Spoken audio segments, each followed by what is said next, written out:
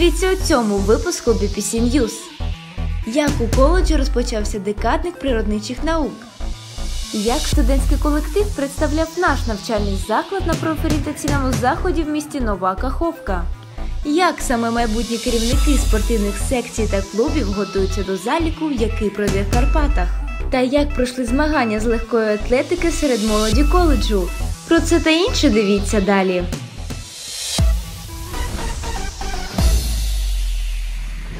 У коледжі розпочався тиждень благоустрою. І дуже влучно співпала тема ранкових зустрічей – «Світ рослин». Щоранку студенти розкривали значення рослин для людини, розвивали спостережливість, увагу та мислення. Кожен висловлював свою думку щодо питання збереження довкілля, озеленення нашої планети. Адже зараз Земля страждає від вирубки лісів, забруднення повітря та води. Тому на цьому тижні усі дізналися, яким чином можна доглядати природу та берегти її. 9 квітня в нашому навчальному закладі пройшов інформаційний захід, присвячений початку декадника природничих дисциплін, який проходитиме з 9 по 19 квітня. Викладач природничих наук розповіла студентам про заплановані заходи, які будуть проходити в рамках декадника, та донесла студентству про важливість захисту навколишнього середовища та обов'язок кожної людини охороняти природу.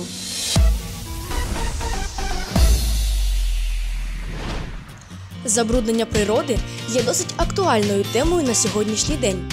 Щоб донести оточуючим всю важливість цієї проблеми, студенти нашого коледжу створювали малюнки на стіні на тему «Збережи довкілля».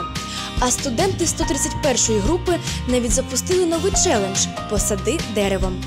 Ми повинні пам'ятати, що, піклуючись про природу, ми дбаємо про себе, про своє здоров'я, про свою красу. Наші нащадки хочуть також дихати чистим повітрям, пити чисту воду. І ми не вправі забирати у них цю можливість. –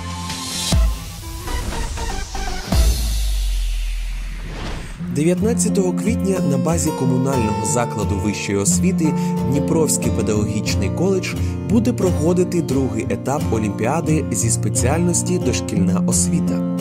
Студентки 222-ї групи Карина Ривука, Юлія Ліфінцева та Вікторія Мечик, які стали переможцями у першому етапі, будуть представляти наш коледж у місті Дніпро. На цьому тижні дівчата активно готувалися до Олімпіади, а саме складали інтелектуальні карти для планування освітньої роботи з дітьми за творами Сухомлинського за технологією текстоцентризму.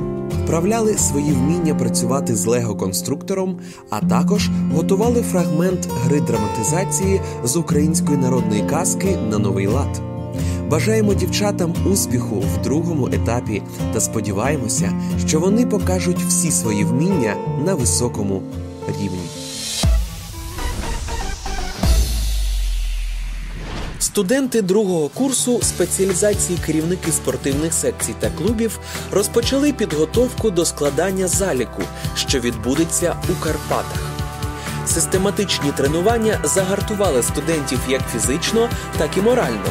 Вони отримали навички орієнтування, які їм обов'язково знадобляться у майбутній подорожі. Але ще є одне дуже важливе питання, над яким студенти плідно попрацювали, а це фізична підготовка. Адже їм доведеться пройти пішки багато кілометрів та осягнути велику кількість гірських схилів. А без фізичної підготовки це буде неможливо зробити. Сподіваємося, що тренування не пройшли марно та бажаємо успіхів 121-й групі у Карпатах.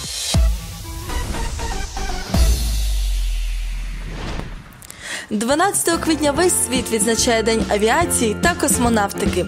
Це особливий день – день тріумфу науки та всіх тих, хто сьогодні працює в космічній галузі. Наш коледж також долучився до святкування цього дня. Ми власноруч виготовили космічну фотозону. Викладач природничих наук провела цікавий та пізнавальний інформаційний захід з різноманітними конкурсами та виступами студентів.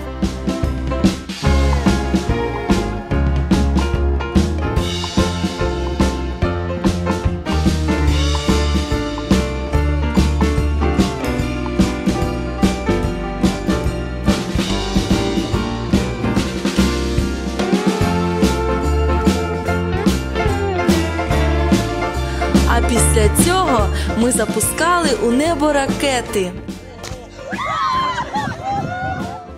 Усі присутні отримали безліч позитивних емоцій та нові знання.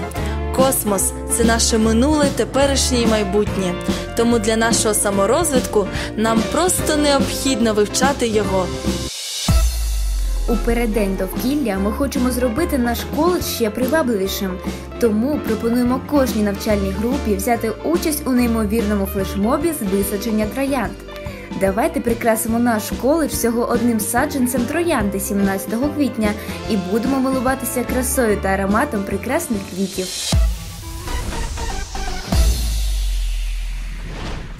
Спорт має дивовижні властивості, він об'єднує людей, зміцнює здоров'я. Спорт робить людей більш стійкими до негативних факторів зовнішнього середовища. Він часто приносить людям масу позитивних емоцій. Саме тому 9 квітня у нашому коледжі на спортивному майданчику лунали голоси вболівальників, адже розпочалась спартакіада з легкої атлетики. З кожної групи брали участь по 12 представників, змагаючись у різних дистанціях – 100, 200 та 400 метрів.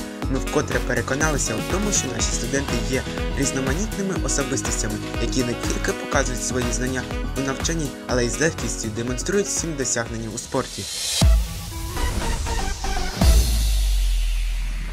Кожна людина зіштовхується в своєму житті з вибором, який дуже сильно впливає на майбутнє. Це вибір професії. Саме тому, щоб допомогти обрати професію учням старших класів, 11 квітня студентський колектив коледжу представляв наш навчальний заклад на профорієнтаційному заході, який проходив в місті Нова Каховка. Студенти розповідали абітурієнтам про особливості та специфіку майбутньої професії педагога, про перспективи вступу до нашого навчального закладу та навіть дали інтерв'ю декільком телеканалам. Я вступила в Береславський педагогічний коледж 4 роки назад і не шкодую, я дуже задоволена навчанням в цьому навчальному закладі і пропоную всім тим, хто закінчує в цьому році школу або 9 клас, вступати до нас, вони не пошкодують за це. Якщо ви любите маленьких дітей, то саме до нас. Ми взяли участь у профорієнтаційному заході міста Нової Каховки і запрошуємо вас на навчання до Береславського педагогічного коледжу, якщо ви хочете бути вчителями, вихователями, і також ми чекаємо вас 18 квітня в нашому навчальному закладі у Береславському педагогічному коледжі. Вступайте!